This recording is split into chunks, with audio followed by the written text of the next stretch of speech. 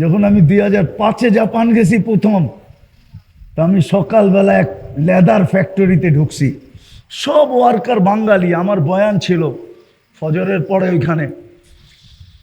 তা আমি বয়ান করতে যখন উপরে উঠছি, ওরা ওরা যেই জায়গায় থাকে ওই জায়গায়, তা এক ছেলে আমাকে বলতেছে, হুজুর নিচে কাউকে দেখে আসছেন? আমি কি দেখলাম তো এক লেডিকে, এক মহিলাকে নিচে পরিষ্কার করতেছে ওয়াটার গান দিয়া। প্রথম পানি মারতেছে ওয়াটার গান দিয়া, পরে মেশিন দিয়া পরিষ্কার করতেছে। চামড়ার ফ্যাক্টরি, সব দামি দামি ব্যাগ তৈরি হয়। আমাকে হাসতে হাসতে বলতেছে, আপনি কি ওরে চিনেন? আমি বললাম, আসলামই তো তোদের এখানে আজকে, কোত্থেকে চিনবো? ও কি আমার বান্ধবী নাকি যে আমি চিনবো? হুজুর এটা আমাদের ফ্যাক্টরির মালিকের স্ত্রী। আমি বললাম, লানত তোর জিন্দিগির উপরে।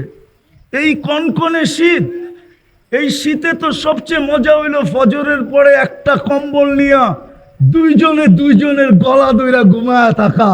এর চেয়ে মজা মনে হয় দুনিয়ার কোনো জিনিসে নাই। কি কন? ভুল বললাম? আর ফ্যাক্টরিও পরিষ্কার করে, ও চাকরি করে, চাকরি। আমি বললাম, স্বামীর কাছে স্ত্রীর চাকরি, আরো লানত। আল্লাহ যদি আমার পয়সা দেয় তাহলে আমি রাজা, আমার বউ কি? আমার বউ রানী।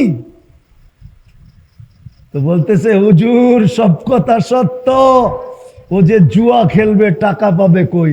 ও যে হোটেলে খাবে টাকা পাবে কই? ও যে ফালতু ফ্যাশন করবে ওই টাকা কই পাবে? স্বামী তো টাকা দিবে না। ও এই জন্য স্বামীর এইখানে চাকরি করে ও আমাদের চেয়ে বেতন বেশি পায়, একটু বেশি পায়। ও যুবক, একটু ভাবো, তোমরা মা বাবার হোটেলে যতটুকু ফ্যাশন করো, দুনিয়ার কোনো উন্নত যুবক তোমাদের বয়সে নিজের পয়সা ছাড়া ফ্যাশন করার সুযোগ পায় না। এই শিক্ষাও মুহাম্মদুর রাসূলুল্লাহ শিখায়া দিয়া গেছে। তো কথা গুছায় নিয়ে আসতেছি, আর লম্বা করতে চাইতেছি না। বুঝলে এতটুকুই যথেষ্ট। হাজারো বছরে আল্লাহ যে আমাদেরকে ডাইলা দিলেন, আর হাজারো না লাখো বছরের ইবাদত নিয়ে যাওয়ার সুযোগ দিলেন। এত দিলেন যেটার বর্ণনা দিয়ে শেষ করা যাবে না। ওটা অর্জিত হবে তো হবে কি করে? তো মুহাম্মদুর রাসূলুল্লাহর মতো আদর্শ মডেল আমাদেরকে দিয়েছেন, যিনি কবর থেকে উঠতেছে কানতে তার জন্য। আরে বলেন না, আগেরটা আরো শোনেন। যদি দিল থাকে আর দেমাগ থাকে তাহলে বুঝে আসবে, মাকামে মাহমুদে নিয়ে যাবে। আমাদের দেশে তো দেখি একটা ইউনিয়ন পরিষদের চেয়ার পাওয়ার জন্য চেয়ারম্যান সাহেব মরতেও রাজি, মারতেও রাজি। চেয়ার কি? চেয়ার কি? ইউনিয়ন পরিষদের চেয়ার। কোনো এমপিত্বের চেয়ার না, কোনো মন্ত্রিত্বের চেয়ার না। অথচ মাকামে মাহমুদ দিবে কিয়ামতের মাঠে। কি কি?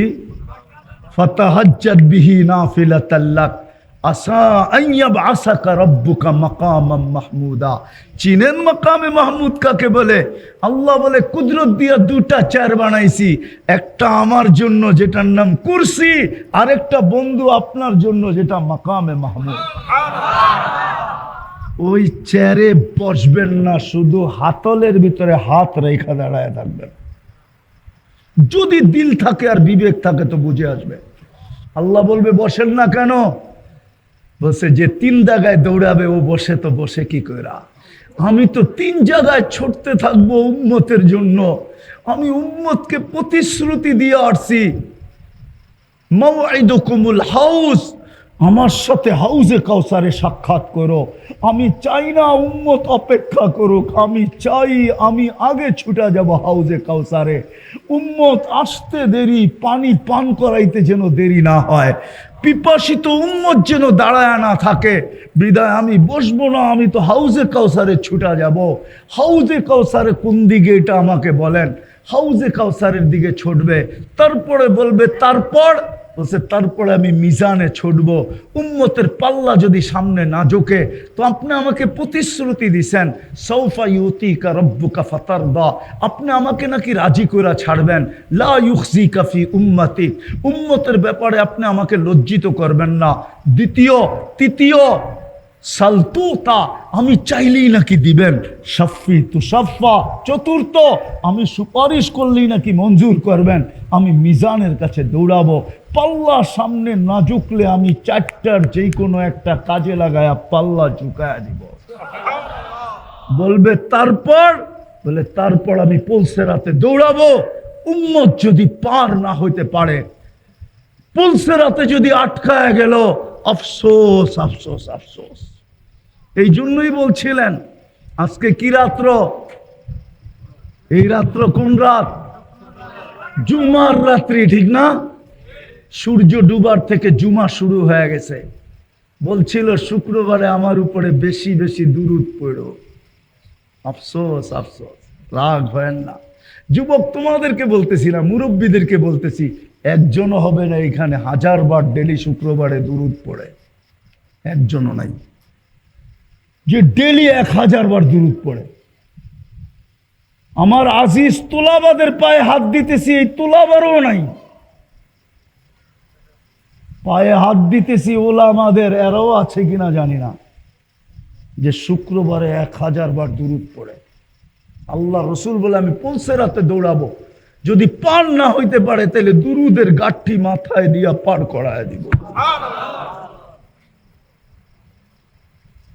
পার করায় দিব, মঞ্জুর করায় নিছেন আমার উম্মত যেন ডাইরেক্ট দুযোগে না পড়ে। তা আল্লাহ বলছে বন্ধু সিস্টেম করে দিলাম, আপনার উম্মত ডাইরেক্ট দুযোগে পড়বে না।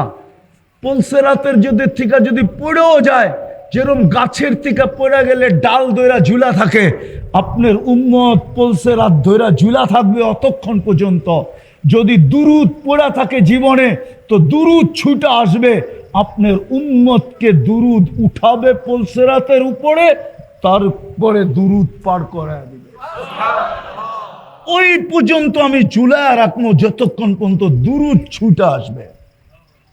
আজকে যুবক 10 বার জুমার দিন যুবক দুরুদ পড়ে না, 3 জায়গায় ছুটবে আর চিৎকার দেবে। ওলামা বলুক দুনিয়ার কোন নবী কোন রসুল মা বাবার নাম নিবে কিনা? 1.25 লক্ষ নবীর চিৎকার কিয়ামতের মাঠে, জান্নাত না যাওয়া পর্যন্ত, জান্নাতের সিদ্ধান্ত না হওয়া পর্যন্ত শুধু চিৎকার দিবে রব্বি নফসি নফসি নফসি নফসি নফসি। মিন আদম ইলা ঈসা, আদম আলাইহিস সালাম থেকে নিয়া আমাদের নবীজির আগে যে নবী ছিলেন ঈসা আলাইহিস সালাম পর্যন্ত সবাই চিৎকার দিবে নফসি নফসি নফসি। ও যুবক, তোমার আবার নবী কিয়ামতের মাঠে চিৎকার দিবে উম্মতি উম্মতি উম্মতি উম্মতি।